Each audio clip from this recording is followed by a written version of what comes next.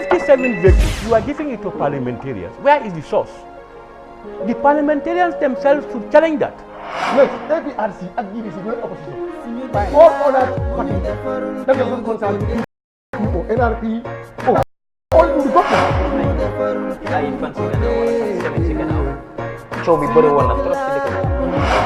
Man, dama against Edikani mu nekk $450. Man mosuma si àndata du mosuma sa ànda. yow xaalis boobu nu mu fa ñëwee loolu nga war a njëkk a laajte because social security institution doo xam leen social security warut a ñàkk a xaalis yëfi profit social security loolu waxtaani banda la loolu dafa war a automatique. Barrow lu ma ko ñaan mooy na wàcce 3 years am su demee 5 years dafa am problème leadership bu fi bàyyi dafa bon right now amul direction bu correct réew mi ñëpp seen am nañ disappointment si nguuri Barrow. benn nit mënut a jagal réew da ngaa def li nga war a def bàyyi keneen ñu continuer.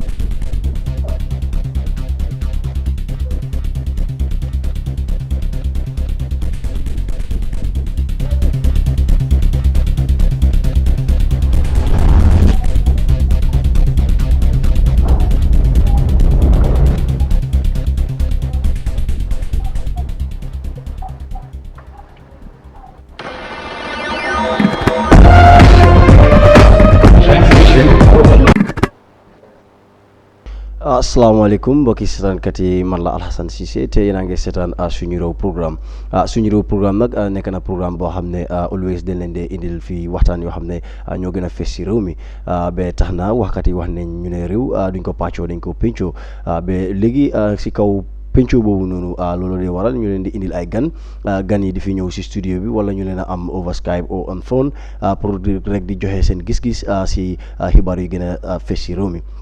tey nag lu ñu fas yéene pour waxtaan mooy gis nañ recently lii di xew si réew mi ndax gis nañ nguur gi defoon nañ lii di excise tax increment on the alcoholic beverages mooy tax bu nguur gi yokka si lii di compagnie yoo xam ne ñu ngi liggéey lii di sangara bi ak drinks yu ñoo naan ba tax na wax bi bëri na gis nañ fi lii di Banjul Breweries ba pare gis nañ tam li nga xam ne mooy concerned citizens yoo xam ne ñu ngi si réew mi fii def nañ ay binda ñii def nañ ay wax waaye tey nag gan bu ñu gunge si studio bi mooy Momodou Sabally nag nekk na koo xam ne ñu bëri xam nañ ko waaye ba léegi rek gën a dugga si kuy Momodou Sabally nekk na koo xam ne liggéeyoon na si nguur gu passé ji te moo nekkoon mosoon naa nekk lii di budget director ba pare économiste la ba pare tey nag li ñoo gën a waxtaan mooy dafa gën a yëngu si mbiri économie raada waaye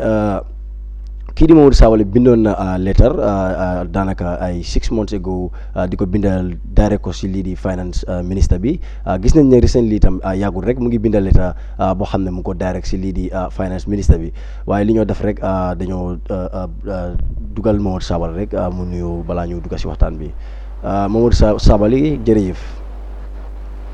jërëjëf Alassane maa ngi leen a nuyu di nuyu déglukat yi di nuyu seen technical team of the yëpp. naka or gi mbaa yaa ngi kuba moom. non or baa ngi neex nag tay definitely bii moom kañ maa ko enjoy. waaw jërëjëf gis nañ ne recently yaa ngi bindoon lettre boo xam ne yaa ngi ko direct si lii di finance ministre bi ñu bëggoon a xam lan la waral lettre boobu noonu. Letter bi comme ni nga ko waxee about 6 months ago la njëkk a bind an open letter to the finance minister because dañ jékki-jékki ñu ne nguur gi ne dañoo yokk salaries of civil servants by 50%. so loolu tiital ma lool because yàgg naa di liggéey si yëfi économie bi waaye musuma gis ñu def policy move bu mel noonu te leeral naa nag because xam naa ne Gambian su nekk nii léegi dañoo sepet lu tuuti sa wax bi ñu quote ko out of context. ma xam loolu ma leeral nag ne man waxuma ne bu ñu yokk salaries parce que ñun ñëpp xam nañ ne salaries civil servants yi néew na waaye pour nga jóg rek one off nga def a 50% increase in salary man dema ne loolu ànduma si so ma ekkati kaddu nag jëmale ko si finance ministre bi basically lu si nekk rek li ma ko wax mooy yow yaa ngi yokk salaries by 50%. Say salary is one of the biggest components of the national budget. So léegi the question bi mooy yow fooy jëlee koppar boo xam ne boobu ngay jël pour dapper this 50% increase. So tontu wut ma te man xam naa ne nguur gi xaalis fi ñu ko jëlee rek si nit ñi la tax la ñoo use because xaalis revenue xalaatuloo sax ko sax nga grants yi nga xam ne mooy ñu suñ development partners yi jox so loolu xalaatuloo sax nga jël loolu di ko fay salary so yokkee salaries by 50%. Automatically that means ne yow foog nga yokk sa tax si nit ñi pour mun a fay loolu waaye tontuwuma déwuma si dara ñu toog man nag economics it's a common sense game dafa am ay rules yi nga xam ne loolu mënuloo koo break so waree dem di yokk sa expenditure te amuloo adequate sustainable revenue sources soo demee sa budget implementation cycle bi rek di nga am problème so léegi loolu moo xew finance ministry bi dafa mel ni lu ñu def mooy xam nañ ne bu ñu yokkee salaries expenditure yokku na am na gap pour revenue so ñu jékki-jékki seet ban secteur lañ yàpp parce que man noonu laa ko waxee because secteur si bëri nañ fii jékki-jékki daanu si beverage sector bi levy exorbitant tax rates te maa ngi gis dañu yokka excise tax on alcoholic beverages specifically on beer by 650% te loolu jël naa leeral because gis naa si media bi am ñuy report ne dañ ko yokka by 75% yokkuñ ko by 75% dañ ko yokka from 10% to 75% so loolu soo defee arithmetic bi di nga gis ne the percentage increase is 650% increase not 75% increase understand nga so loolu naturally ñun ñëpp xam nañ ne Gambia is a tax based economy fu ñu levy tax boobu and the company bu mu gën a affect mooy Jul Brew ñooñu nekkut ne excise tax rek la ñoo fay ñu ngi fay corporate tax ñu ngi fay other fees and levies yi nga xam ne yooyu yëpp they are mandatory nga ñëw yokka si this exorbitant increase in taxes so lu xew mooy léegi what we are dealing with mooy ne Jul Brew ñoom dañoo wax ne suñu wàññi wutee excise tax bi ñoom foog ñu close seen business bi because business pour make profit la su dee sa cost yi dañ bari ba doo mun a make profit naturally da ngaa close sa business bi so man problème yi ma doon séntu yooyu ñoo door di feeñ waaye fooguma woon ne sax problème yi nañ teel a feeñee nii because in economic policy dañ dee am li ñu dee ooyee di lag effect soo jëlee benn décision léegi bala mandarga yi di génn yi wane ne décision boobu am na effect def dee jël time léegi mu jël 6 months waaye bi egganguñ 6 month mark bi sax effect si door di feeñ te lii si man li ma ko jàngatee problème yi Jul Brew bi is just one of the symbols nañ am yeneen problems suñ oytuwutee inflation dina yokku si dëkk bi suñ oytuwutee because of this lu ma ooyee very rash decision of an exorbitant increase on excise taxes dina tax sax yeneen investors yi nga xam ne na am nañ xaalis bugg a ñëw isi seen xaalis pour dugal ko suñ dëkk bi dinañ ragal a ñëw because soo nekkee si business environment bi nga xam ne nguur gi mun naa jël any policy bi nga xam ne mun na laa sonal kon yow doo am fit pour dem jël risque bi dugal sa koppar si économie boobu so bu problème yi bul Jul Brew bi feeñee so moo tax ma bindaati finance minister bi another open letter ma ne ko ne lii lañ la doon wax problème bi nga xam ne yow as an economist war nga koo xam even ku nga xam ne sax mokkalut sax economic student sax war nañoo mun a séntu ne soo jëlee this kind of policy decision dafa am this kind of negative effect bu ñoo gis to fair and square benn buur du bëgg a toog nga gis sa doomi réew ñu ñàkk seen liggéey so Jul Brew suñu waree lay off 200 staff yu ñu am loolu problème la pour nguur gi pour askan gi te du am si loolu si Jul Brew closé like this is the thing and nguur gaa ngi yokk excise tax pour revenue bi yokku because seen expenditure moo bari waaye because of the negative effect su Jul Brew closé revenue bu ñu doon am sax seen yokkute bi ñoo séntu duñ ko am waaye liñ tuuti liñ doon am sax dinañ ko ñaaka not just in terms of excise taxes but also in terms of corporate tax as well.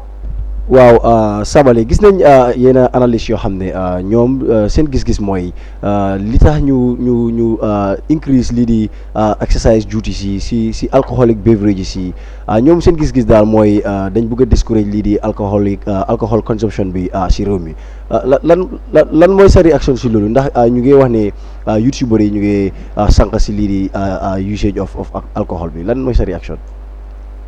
loolu man dama foog ne ñu isi xalaat boobu d'accord maak ñoom because lii Gambia is a secular state ba pare sangara am na ñoo xam ne seen diine tere na ko waaye am na ñoo xam ne seen diine terewu ko 1 2 sangara boobu ñoo li fi nekkul ne Gambian si dafa ko naan because xam nañ already si media bi ne the tourism and entertainment industry ñu ngi complain because foog naa ne sax it looks like a huge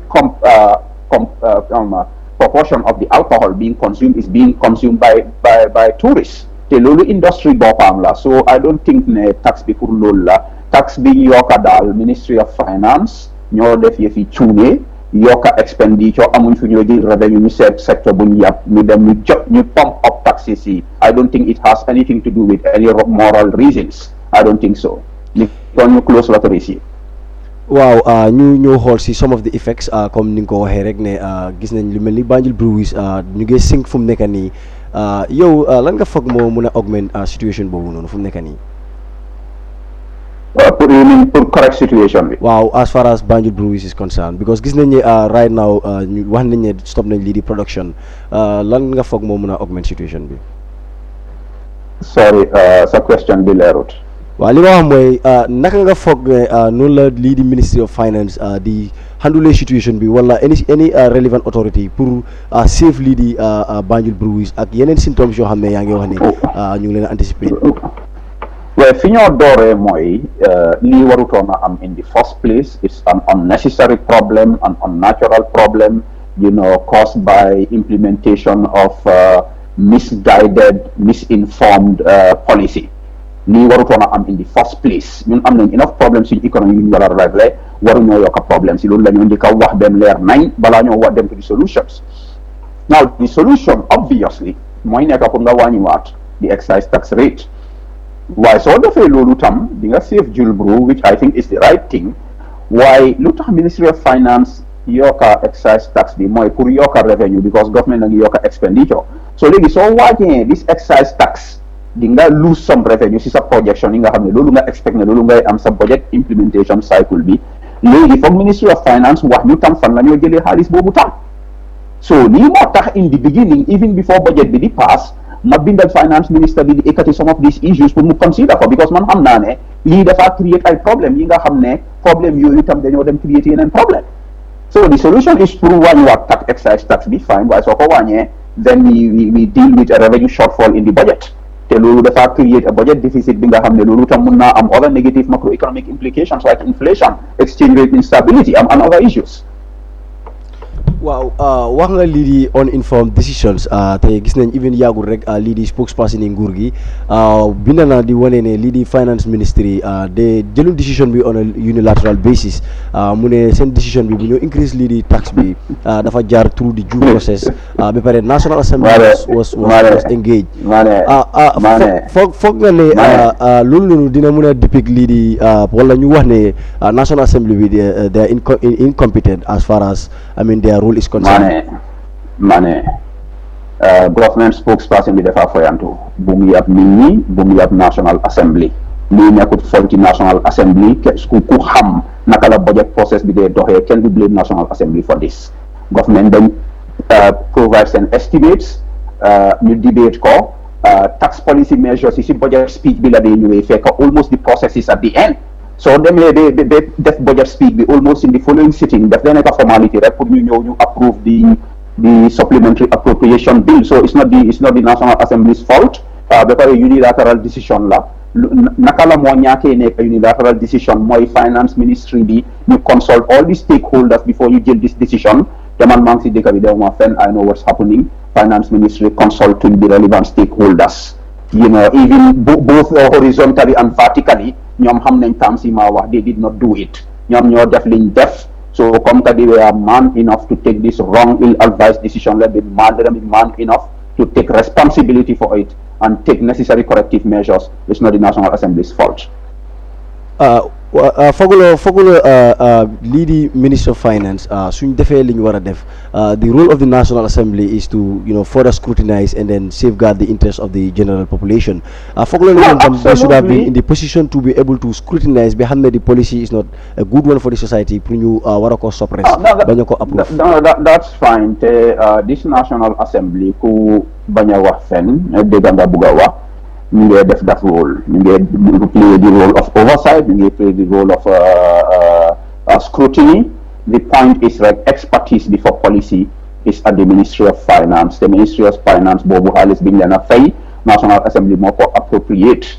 So I mean as much as there is oversight and scrutiny, so employer ni pour mu defal la liggéey there must be some level of confidence and trust ne kii xam na lu moo def. Budget bi is a huge complicated document.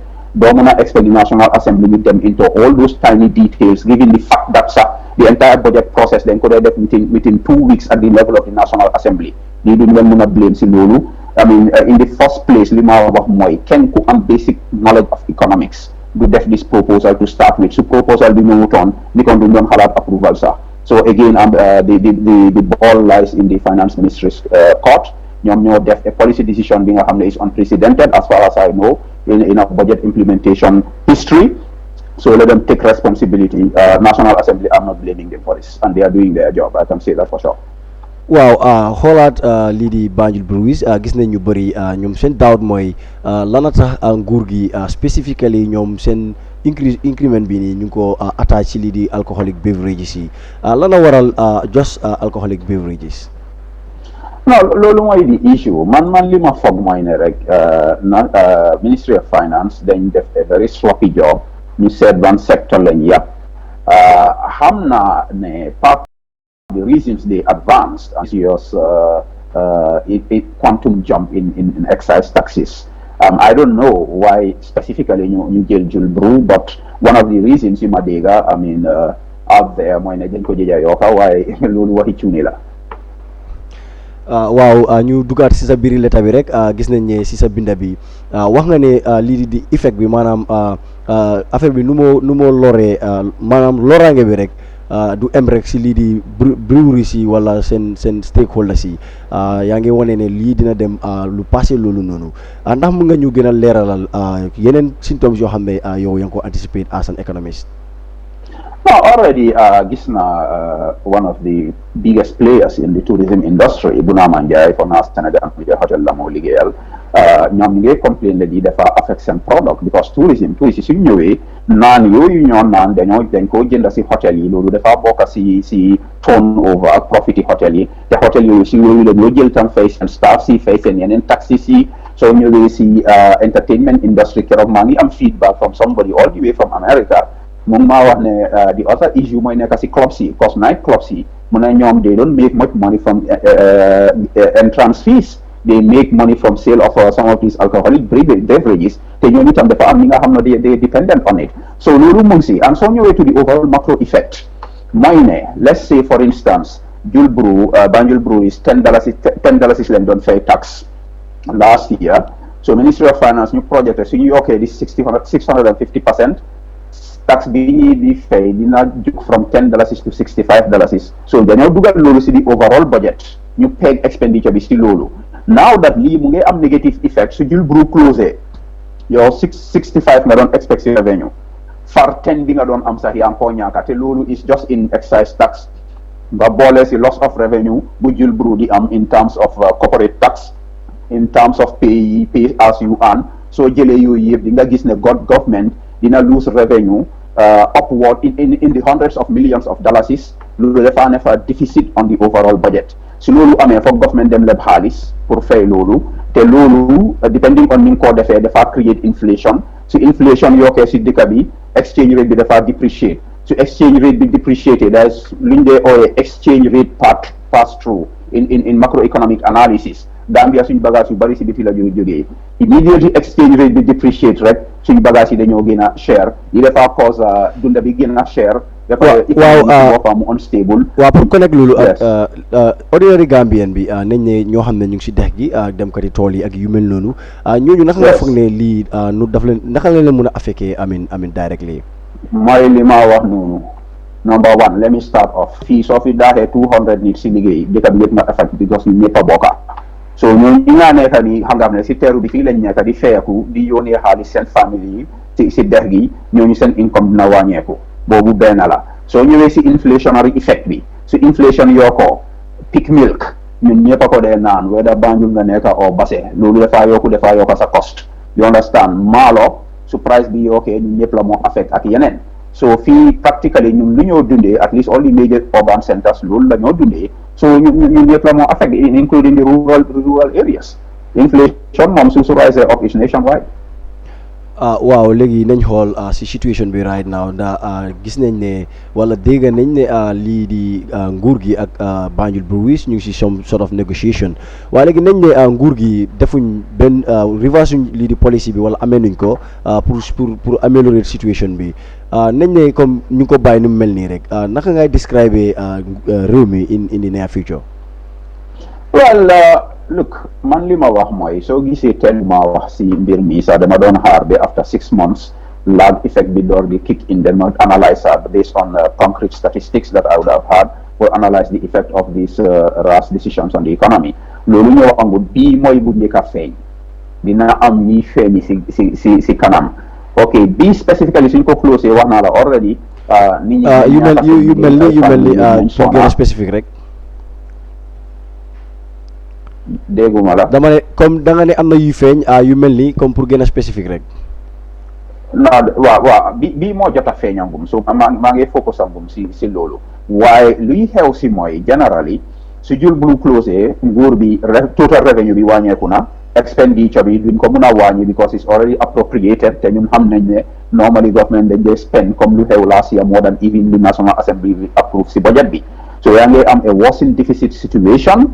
Inflation comme ni ma ko waxee dafa yokku sa exchange rate bi dafa depreciate dunda bi dafa gën a cher including rent and everything so while bii mooy the first thing we hope they sort it out but whether they sort it out or not the effects of this major quantum jump in salary increase will live with it for the rest of this year and beyond.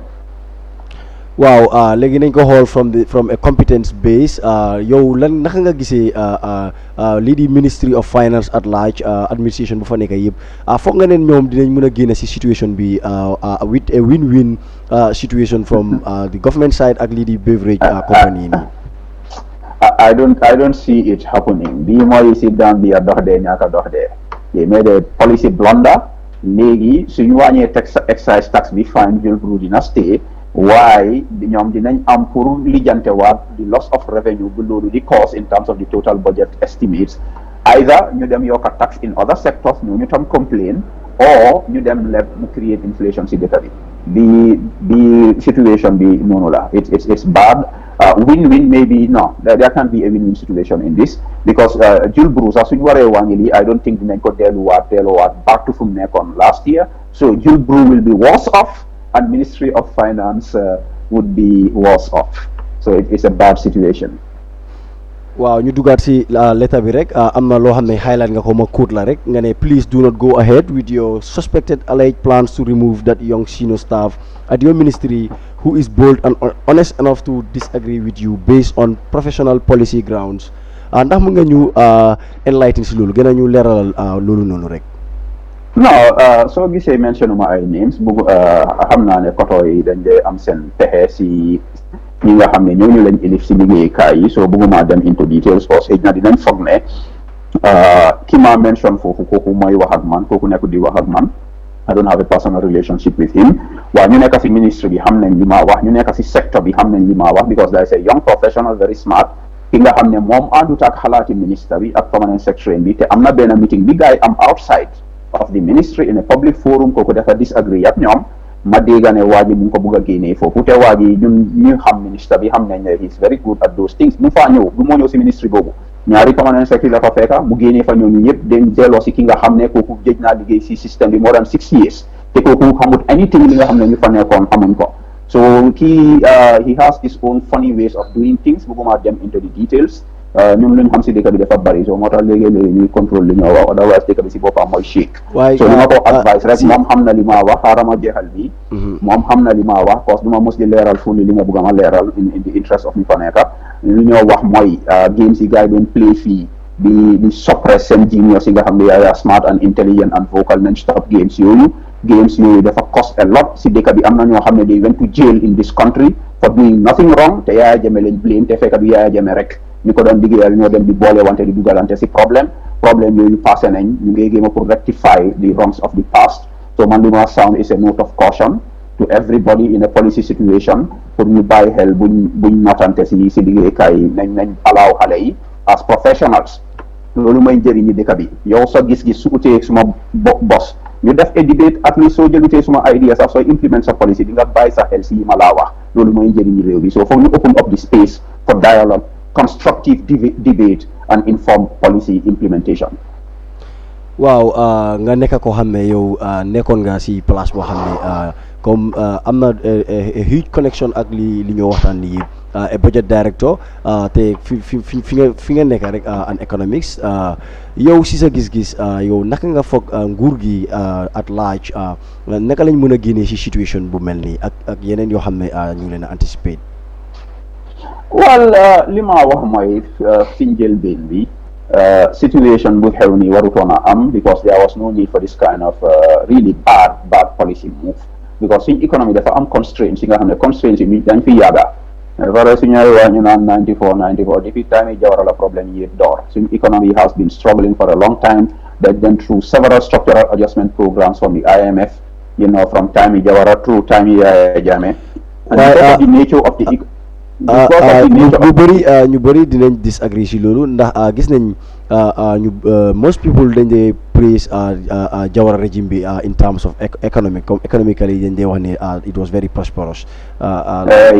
hey suma waa ji loolu dégg soo bëggee nga dem isi data bi ëllëg ñu delluwaat si programme bi li ma laa wax mooy lu leer la nañ ne ñu ngi si IMF adjustment programme depuis time yi Jawara ba time yi Yaya Jammeh ba si tey jii de barki démboo njaay rek la IMF jógee fii IMF foo gisee ñuy sawar di dem di ñëw sa économie bi correctut soo gisee ñuy am IMF programme bi si boppam sax pour ñu leb la suñu économie bi correctut ñu ngi try pour correct ko depuis time yi Jawara ba time yi Yaya Jammeh ba si nguur gi économie bi is not stable ante soo ma bàyyi woon rek ma xuus di nga doon dégg some of the problems. The very nature of our economy, we are dependent on agriculture and tourism. Both of these sectors are very fragile. Agriculture depends on rainfall, tourism, political stability. If you feel Ebola would destroy the whole season. Understand that these are facts. They are not political statements. So in economy, they root with a sound foundation. So nañ def ndànk bu ñu jël policy moves yi nga xam ne dina worsen an already bad situation. waaw IMF ñu dugaat si loolu noonu rek gis nañ ne over the weekend am na report boo xam ne ñëw na ñu ne Gambia suñu économie bi grow na by 6%. waaye li jaaxal ñu bëri mooy ñoom mënuñoo gis loolu noonu that growth bu ñoo wax noonu ne am nañ 6% growth in our economy ñu bëri daal ñoom loolu mu leen jaaxle ne ñooñu nekkuñ di realize loolu wala nekkuñ di gis loolu noonu lan nga am pour wax si loolu noonu. No, when it comes to economic growth, I number dañoo xayma lan moo nekk si economy dëkk bi te dañ xam ne in the west ak Asia ak yooyu ñoom dem nañ ba improve seen data collection and management capacity ba even in the west those numbers are not perfect waaye tane na because improve nañ ñun nag in Africa and the third world statistics problem la so ñun suñ statistics yi they are weaker so these numbers they are just an estimation, so they are not perfect. Why? Because of weaknesses yu nekk si suñ systems yi léegi numbers yi lu ñoo wax ak nit ñi lu ñoo dunda def dee xala tuuti because dëgg la soo waxee 6% tab it depends on 6% of what because 6% of 100 loolu 6 la so su dee 100 economy 100 la nga grow by 6% increase bi dafa nekk 6 understand nga su dee sa économie bi 1000 la nag 6% ñëw increase bi nekk 60 so ku économie bi rëy kooku 6% tam bi yokkute boobu la nit ñi di gën a fiil dan ku nga xam ne économie bi baa ngi ndaw su ma ko mënee that's the best way nu ma ko mën a explainer daal 6% in a small economy is not much and sometimes soo waxee 6% léegi moo tax économistes yi nguur gi dañu war a explain further like 6% boobu si ban secteur la jógee for instance su dee 6% increase bi most of it si mining sector bi la jógee Gambian suy liggéey si mining sector bi bariwul soo nit ñi duñ ko fiil waaye su dee agricultural jógee for instance wala tourism ñu bari ñu ngee liggéey foofu fan sa ngay gën a fiilee the effect of that 6% so 6% bi foog ñu laajte fan la si ban secteur la yokkute bi jógee waaye generally to break it down for you suñ statistics yi definitely ñu seen liggéey ñu ngi def seen kéemtalaay kattan waaye suñ data collection management interpretation dissemination system bi yëpp has weaknesses I know nañu seen liggéey nag definitely ñu ngi improve over time waaye data bi has weaknesses. waaw suñ ne economic growth lii nekk na ay affaire yoo xam ne most of the people lay people yi they find it very difficult pour ñu understand yi mel nii ndax gis nañ ne lii di IMF rek yàggul ñu ngi jógee mit lii di Adama Barrow ba pare wax nañ ne for the past years maanaam di fi Adama Barrow assume power ba léegi government bi mu ngi gën a mu ngi def lu rafet daal si wàllum économie ñu ngi ko si daan congratulate mu nekk loo xam ne nag ba léegi si concerne nit ñi rek because ñu bëri ñu ngi wax ne suñu ne économie mu ngi grow war naa feeñ si seen dundin maanaam si seen koom-koom ak lu ñoo seen commodity yi ñooy jënd daal yow lan nga am pour gën a leeral si mbir yi recommendation yi IMF as far as the economic growth is concerned.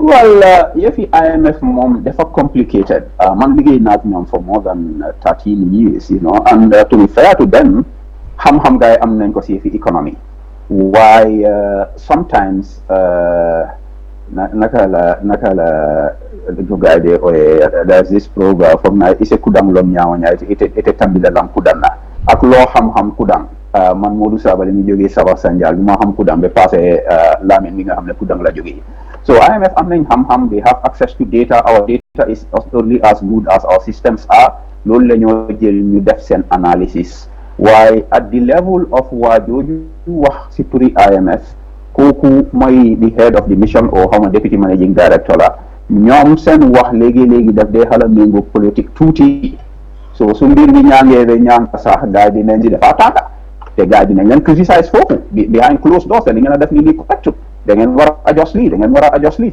IMF ñu ngi def yooyu waaye seen statement si outside at that level daal daf dee nekk diplomatie te diplomatie moom ñun ñëpp xam nañ su dee dama la mbéj sax dañoo ne Sabally loo xam bi moo dal ngaami asubi so mooy loolu ripato yi waaw gis nañ ñu ñëwaat rek si tax increment bi yokka nañ tax yow si sa wax gi wane nga ne because dañ bëgg a sustain lii di 50% salary increment bi waaye ndax yaa ngi fos yi lu mel ni comme si yeneen areas yi because gis nañ ne bii is particularly directed to the alcoholic beverages ndax yow yaa ngi fos yi comme lu mel ni si yeneen areas yi si réew mi.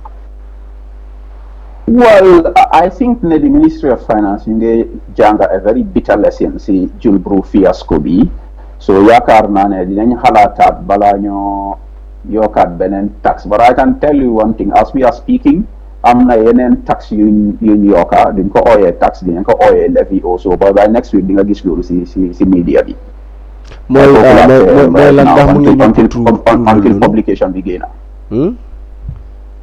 man foofu laa see and right now by publication bi na génna so di nga gis Ministry of Finance léegi dañoo bàyyi seen xel balaa ñoo ñëw up with any direct moves to tax people waaye mën nañ ko jaarale si ay lu ñoo ooyee ay levies ay user charges ay fee ñu ngi wax ni 50% doyut which means they will endeavor to be exerting pressure pour nguur gi gën a yokk salary ndax 50% bi doyut civil servants yi yow ndax foog nga ne nguur gi comme ñoom dañoo mun a lii di yokk salary comme fu mu nekk nii as far as the economic situation is concerned ndax mun nañoo yokkaat salary in the near future. Well, lima or mu ngi 50% increase in salary. I don't think dinañ yokkaat salary anytime soon. Foog ñu lijjanteengum fu ñoo amee koppar pour finance this 50% increase ba lu stable balaa ñoo mën a def dara. I mean granted ñun ñëpp wi ak li ne Gambia suñ salary level dafa néew trop nag waaye ak loo nopp sa jabar yëpp nag every day mën a yokkal dapaas at some point di nga ko ne déedéet not because nobuloo ko waaye xam nga ne daal sa doole fu mu em so loolu mooy situation bi I don't think we're gonna increase salaries anytime soon but hopefully I mean suñ manage suñ resources yi properly ñu tap some of the untapped areas in terms of resources not only tax but non-tax revenue kon am nañ si potential ba tey ñu xala góorgóorlu tuuti daal am na lu bari nekk si dëkk bi li nga xam ne nekkuñ di ko use so ñu góorgóorlu si yooyu xëy na su resources yooyu ñëwee into fruition then naturally we can we can increase salaries. I'm not against salary increase. I am a repeater lolu. I mean, since salary bi dafa new. Why balañ ko jarañoo jël the decision and the pronouncement to increase salaries and make sure the resources are at hand. That is basic common sense. Lolu jarut ken dem Harvard pour am a PhD pour na mëna understand how that works. waaw yow foog nga ne nguur gi dinañ mën a sustain lii di fay salary liggéeykat yi nguur gi su lii di Banjul Breweries waree génne si game bi maanaam suñ demee ba shut down ba lii di tax buñ nekk di fay si nguur gi amatuñ ko from the Banjul Breweries foog nga ne dinañ mën a sustain fay salary from here against December. So understand nguur gi num dee doxee di nga xam ne nguur gi dinañ fay salary whether Jul Brew stop na or not. Why luy xew mooy yéen doo leen xam fu ñu ko fee until after the effect, because nguur gi dañ am bank boobu mooy central bank. As far as I know, depuis bu ñu nekkee si système bi up to today xam nga normally yow sa bank bi asu egg na continent da ne maa ngi wax continent sax sorry egg na yaa ngi GT bank wala trust bank, soo yóbbu checki $1,000 fekk yow sa account bi zero la dañ laa delloo sa check bi xanaa nga dem nga lijjanti loan, understand nga. waaye nguur gi banque am mooy central bank lu dee xew between nguur gi ak central bank mooy su nguur gi yóbboo check foofu whether nguur gi am na xaalis foofu or not central bank na leen jox xaalis, so loolu mooy ne central bank a ngi lebal nguur gi xaalis, so loolu mooy xew si nguur gi dinañ fay salaries up to December and beyond. waaye naka lañ koo fayee mooy di question su revenue for short amee because of Jul Brew seen closure nguur gi dañoo dem leb xaalis si central bank. suñ ko lebee loolu mooy feed into inflation, exchange rate instability, and ni ñuy door di gis ne even salary bi ñu yokka njëriñut leen because seen rent bi ñu doon fay $1,000 yi landlord bi yokka na ko to $1,500, mbuuru bi ñoo jënda $6 yi yokku na amee jarul ma puus sax trop asu foog naa mbir mi leer na. so loolu la nguur gi danañ fay salary, so ñuy liggéey buñ am ñaari xel si yenn fi salary nañ ko am ni ñu ko fayee mooy question bi. te su koppar bi doytee pour fay salary nit ñi dinañ gis effect bi si seen dunda bi very soon du yàgga sax. waaw pour gën a dëgëraat fi nga daan jéem a leeral noonu rek because ñu bëri ñu ngi raise concerns ne nguur gi ñu ngi yokk salary ba pare fu ñu ko wér mooy si business yi lañ ko jëlee maanaam tax mu ñoo jël si business men yi ba pare ñu ngi ne business men itam ñoo ne in turn ñëw develop seen commodities yi ba nga xam ne comme dafa gën a seer ba liggéeykat yi nguur soo demee bi nga jël sa xaalis rek da nga dee dem yëpp usaat ko si lii di commodities yu compagnie yi de produce lu mel ni maalo ay sukur even lii di Jul Brew sax gis nañ ne bu tax bi demee xaay rek seen sangara bi ak yu mel noonu yëpp price bi yokka nañ ko yow lan ndax nga gisee loolu noonu ak lan nga mën a leeral foofu noonu.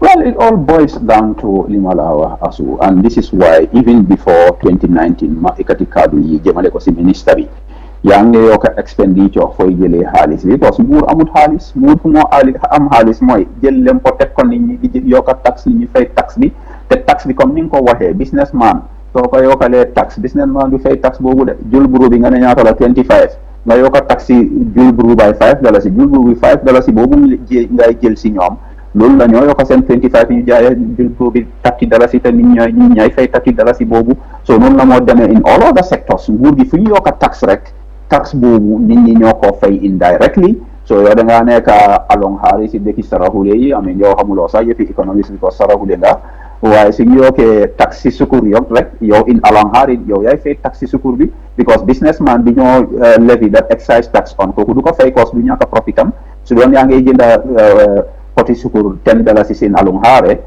si government yoo koy tax bi by $2 yow sa sukur bi $12 nga ko jëlee mu gën a mu mel ni sa dunda dafa gën a métti because saraxule moom su amulee sukur du mën a naan roy waaye saraxule baa ngi fële along xaare xamul sala mooy National Assembly of Budget Appropriation waaye nguur gi lu moo def mu ngi koo affect directly suñu defee di wrong thing mu affect ko loolu moo tax suma maas gi xam nañ ne Gambia fii pour wax fii léegi sax problème la waaye dañoo jéegu ñu wax dëgg bi hopefully at least su nguur gi dégluwutee nit ñi dinañ xam lan moo nekk di xew si dëkk bi so but it's important pour ñu déglu wante pour Ministry of Finance especially comme que ñoom dafa mel ni dañu am capacity issues nañ déglu nit ñi ñu factor in public opinion in their policy moves. waaw ñu xool lii di current minister bi di Mamadou Njie nekk na koo xam ne this is not his first time in that office nekk na koo xam ne ñu bëri nangu nañ ne am na experience ndax biñ ko appointé sax ñu bëri dañu wax ne he is the person because yàgg na si place bi am na jaar-jaar yoo xam ne he is equipped with enough experience to be able to help the nation move forward as far as economic ak yëfi koom-koom is concerned. yow lii di Mamadou Njie ñu bëri dañ ne war naa xam lu feasible ak lu feasible waaye lana war a tax Mamadou mu war a dem ak li mel nii with all the experience bu am yow lan nga am pour react si.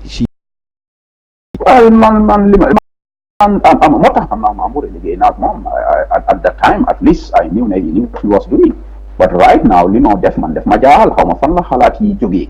So, moo tax when it comes to experience, man, I don't have much respect for experience. Sometimes nga am good leadership skills, nga am the conscience, nga am the willpower and the resolution to do the right things regardless of the circumstances is better than experience. This is the situation. Ki ko xam, nga ñëw gis lu moo def léegi, di nga question what's going on. I don't know.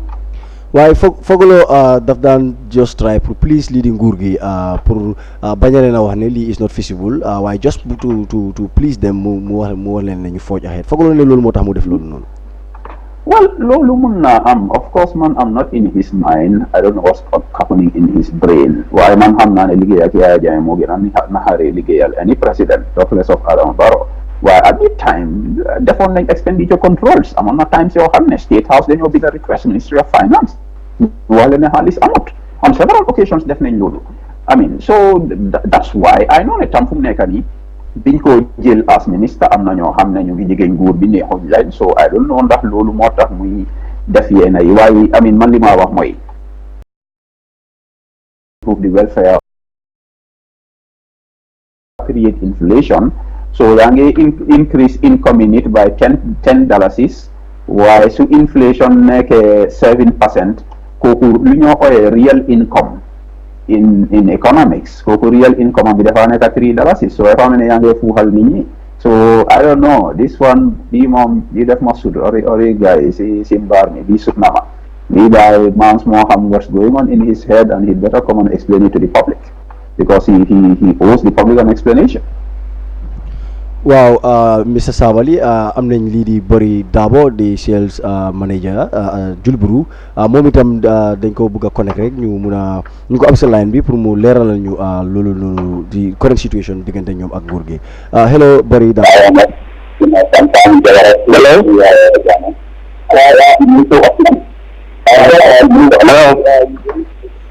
hello Bori. Are you getting me, Mr. Bori? Yes, I'm hearing you. Yes, thank you for joining us. Can you give us on the current situation as far as your engagement is concerned with the government? Can you bala ñu nga wàññi sa volume bi pour ñu mën a communicate? Hello? Yes, I'm getting you. Can you reduce your volume so that we can communicate? Hello? All right. Hello? Yes. Yes, Mr. Bari. Yes. Thank you for joining us. Can you just brief us on the current situation as far as your engagement is concerned with the government? Yes, we actually, our team on Friday. And as you read it on the newspapers and also Ibrahim Akila's statement, that they would get back to us midweek this week, but up to close of hour, nobody has got to us today. So there is a promise that they will get to you, but that is yet to be, done. Yeah, they said they'll get back to us. Hopefully, that was today. Up to close of hour, the time I left the office was after 5. I was with my director, but nobody from the ministry has called us, neither visited us, to make any communication with regards to our negotiation. Yes. So from the little engagement per se, is there any hope that the situation is going to be, ameliorated? Well, we are hopeful, but I'm not 100% sure because I really don't know what is their take. They asked us to make a proposal, which we did. We proposed 15% increment because at 75, the company is already down completely. Yes, The best 4 months of the year has already elapsed, and our turnover has tumbled down. So this is a situation which is hitting us very badly, and we only have 2 months in a year to make up, and that is November and December. But if the situation does not reverse, will we be able to reach to that point? I don't think so. So what led them not to get back to us, we don't know yet. Maybe tomorrow they will come, but I'm not sure of that.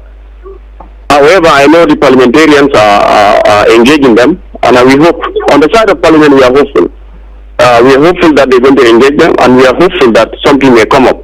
But at what rate, we don't know. But our proposal, because which they asked us was, make a proposal, and we make that known to them that 15%. Yes, to be specific, what does the proposal entail? Pardon?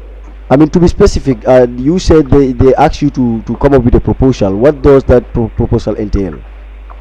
The proposal on the tax rate. What do you think would be okay or reasonable to go ahead with? And then we actually, our management team proposed a 15% because we believe at 75 we already been hit seriously. The 4 months coming to May, our sales are tumbled down. As of today, my sales hit minus 40%. So this is very alarming, and it's just going down the drain. So on the proposal, you propose 50% to be the 15, not 15. 15. Yes, 15. Okay. All right. Thank you very much, Mr. Boridabo. We appreciate. Yeah, because we believe that it's reasonable because we know as we progress, maybe end of December going to January, maybe they could increase another 5% to make it 20. At least we could understand that. But anything above 15 is really going to be very hurtful because our contribution is very, very high at the moment. It's really high, and the company is just going down the drain. Yes. So what is the current situation of the company? Because we've got reports that the company has stopped manufacturing already. Yeah, we're not producing at the moment. We are only selling what is in the store because the store is, we have about 2-3 stores. These are all full. And then we have only few customers coming and buying because if you go to our customers, their stores are full. And these are the results of the price hike. You know, when the excise tax went up, the wholesaler price increased by 59.10. That is really very high. No one can afford that.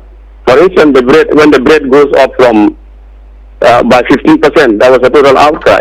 So now you have a consumer price going up by 59.10. It's unaffordable. And I'm looking at all what we are contributing. Like Navet, if we are to close today, Navet have a problem. Monthly we are paying 1.3 million on electricity and water, and 2.5 million on petrol. And these are all local suppliers. On sugar we are paying like 1.2 million, and these are all that Banji Brew is doing through local suppliers. Those ones we are not importing them from outside.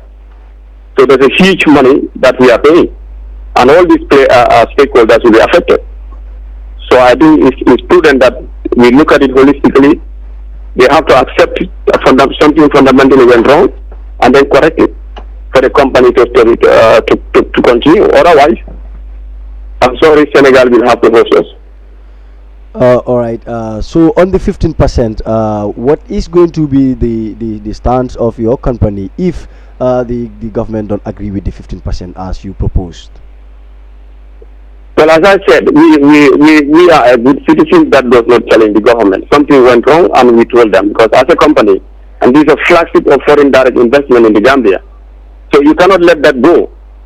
You know, letting Banjul breweries go will have a negative effect on our economy, on our employment, and a lot of businesses will shut down. Tourism will be seriously affected. So the best thing is save Banjul breweries instead of shutting it down. And why? Because this is why our shareholders are asking. Why after 42 years you want to shut down the brewery? This is what they're asking, and they cannot answer that. Very pathetic indeed. So the specific point was 15%. If the government don't agree with that, what is the Banjul Brewery stance? Are you going to continue stopping the manufacturing, or is there any other negotiable? Prospect? Yeah, we made suggestions. It's like for the rest of the year, if they are not going to allow us and give us a tax break for the rest of the months, because 75% already they have paid 115 million, 115, January, February, March, April, 115 million. Yesterday they collected 16.6 million. So if you add January, February, March, April, we spent or paid the government $115 million. Now that has taken a chunk of our money. You know, and our operation will be very difficult if we have to continue with 75. At 75, Banjul breweries will just shut down. But 15, we make like a plan. If they would allow us 15% for 2019 and moving gradually 5% every year, I think that would be better. Then come 2020, it will go to 20%. I think this is fair enough. But now we're waiting for them. We made our proposals. Now we're waiting for their proposal. Because in any negotiation, one have to make a proposal and other make a counter proposal. Now you check and then take the best one that will satisfy all of us. Well, thank you very much, Mr. Barry Dabo. We really appreciate having you here on the Sunu Reew program. Yeah, Mr. Sabali, yaakaar naa dégg nga just engagement bi mu am ak lii di Barry Dabo. Yeah, dégg naa ko. I think man li ma si jàngat rek mooy ne Ministry of Finance, they are not serious, because yow balaa ngaa wax Banjul Breweries ñu jox la proposal, yow da nga waroon a consult ñi in the first place. Defuloo loolu, nga defee policy move mu amee bad effect. Ministry of Finance ñoom seen boppa ñoo waroon a dem back to the drawing board, ñu def seen scenario building analysis, ñu come up with a new proposal. Waaye ngay jékki-jékki toog sa office bi, dem online di naan tea ak coffee ngay wax Jul Brew ñu defal la sa liggéey. So what I suspect is dañoo waste time yi Jul Brew rek ñu ngi am problème ñu ñoo solve loolu. Dinañ laaj proposal, am sure ne Jul Brew su leen joxee proposal gars duñ accept loolu. Or suñ ko accepté wholesale nga xam ne furthermore they don't know what they're doing. So Ministry of Finance, this problem is their problem. Let them solve it. Xam nañ ne luñ def dafa wrong. Let them take corrective measures and save the situation. Waaw fu mu ne nii dafa mel ni time ngay dem waaye yow Mamadou Sabally, former budget director, research economist as well, yow lan nga am pour think as far as the Gambia is concerned, because it's obvious ne yow moom nekkoon nga si nguur gi ba pare comme am nga that experience. Lan nga am pour think pour ko jox lii di nguur gi lii di Mamboure Njie as a finance minister and lii di Adama Barrow as the main admin of this country ak nguur gi laaj loo am rek. Well, man bind naa Mamboure benn ñaar ba ñetti yoon pare naa si moom. Man li ma wax président Adama Barrow moo wala take the bull by the horns. Wax naa li several times. Man xam naa Gambians liggéey naa si nguur gi at a very high as well as very low level. I know what's going on. President Barrow bu mu toog foofu mu wax ne dafa trust minister mi la they will do the right thing, take the right decisions. Yéen ay jarut sax pour nga nekk an expert in a field. So are they one-on-one on the ground, what's happening in the real lives of the people? War nga war a jël yenn conclusions yi nga mun a question ñi nga jox responsibility. Dafa soo joxee nit responsibility mu ngi mess up dëkk bi. You are the boss. The buck stops at your desk, so you take the right moves. So I think Barrow, man, I've said it before, Muge delegate too much responsibility. He's trusting his surrogates too much. Let him step up to the game and nagina control Barry boss vidal. Boom trust apparently too much. Wow, thank you. Wow, jërëjëf Mr. Mamadou Sabally, we really appreciate ni la amee nii si Sunu Reew programme bi jërëjëf. well viewers tey nag lii leen amaloon si suñu réew programme bi comme liñ dee wax rek suñu réew nekk na programme boo xam ne du dara waaye dañoo indi fii ay nit di wax seen gis-gis di wax seen xalaat si niñ gisee ni réew bi mën a demee kanam ndax comme dama ko fi dee wax rek ne soo gisee ñu ne am nañ ñu Gambia pour ñu mun a am lu mel nii di indi different people di ñëw di waxtaan ñoom luñ foog noonu la réew mi mën a demee kanam comme fi ma dee wax rek mooy penco bi ndax réew mi suñ ko pencoowul rek dem kanam du mën a am ba pare gis-gis nam yéene daf dee utee yow mun ngaa am lii kële am lële waaye yëpp suñ ko indee rek dañoo xool rek ñu mun a am point boo xam ne rek pour pousse lii di Gambia mu dem kanam man la Alhassane Cissé jërë ngeen jëf.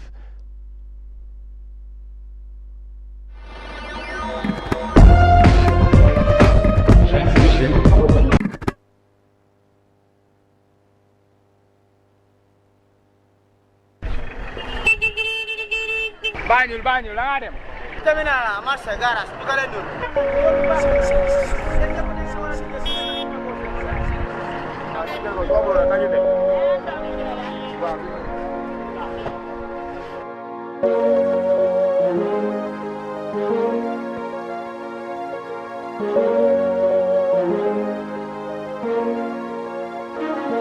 suñu dëkk la bu ñu defarul kenn du ko dee suñu réew la suñu defarul kenn kala ñun ñoo ci war a taxaw kaatong ba pakaw koy na dem ba bakaw na ku ne participate flag bi naaw sa kaw xewal yi taw amu dellu gannaaw waay suñi di gas ñe di suul dara du mun a kulbul bale sa kër jël mbalit sànni si mbedda bi magum jëma yoral loolum seben si mbedda bi public smoking ak yeneen xeetu pollution feyal sa cigarette bi yang ma pollution bushfire bi bëri na nit nañ solution deforestation war nañ di ko moytu comme Yankuba Saaxo kana yi